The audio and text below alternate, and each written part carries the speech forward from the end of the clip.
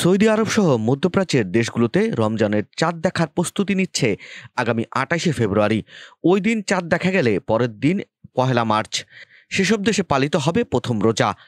আর এটি হলে মধ্যপ্রাচ্য ও মুসলিম বিশ্বের মানুষ প্রত্যক্ষ করবেন চন্দ্র ও সূর্যের মাস একই সঙ্গে শুরু হওয়ার বিরল দিন। ৩৩ বছর পর পর মাত্র একবার ঘটে। হিন্দুস্তান টাইমসের এক প্রতিবেদনে আরও বলা হয়েছে, মানে এবার আরবি বর্ষপঞ্জিকার রমজান মাসের প্রথম দিকে আর ইংরেজি বর্ষপঞ্জিকার মার্চ মাসের প্রথম দিন একই দিন হবে, অর্থাৎ দুটি পঞ্জিকার নতুন মাসের প্রথম দিনটি হবে একই সঙ্গে। সূর্যের চারিদিকে পৃথিবীর ঘূর্ণায়নের হিসাব করে সৌরবর্ষপঞ্জিকার দিন গণনা করা হয়। এতে লিপ ইয়ারের বছরটি হয় ৩৬৬ দিনের, আর সাধারণ বছরগুলো হয় ৩৬৫ দিনের।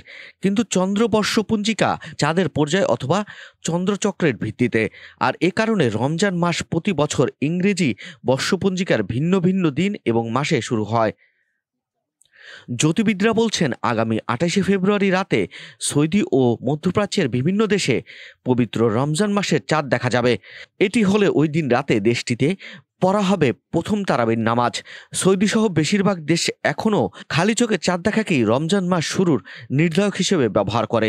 তবে কিরগিজস্তান, কাজাখস্তান সহ কিছু দেশ জ্যোতির্বিদ্যার হিসাব নিকাশ করে আগেই জানিয়ে দিয়েছে আগামী ১লা মার্চ প্রথম রোজা পালন করবে তারা।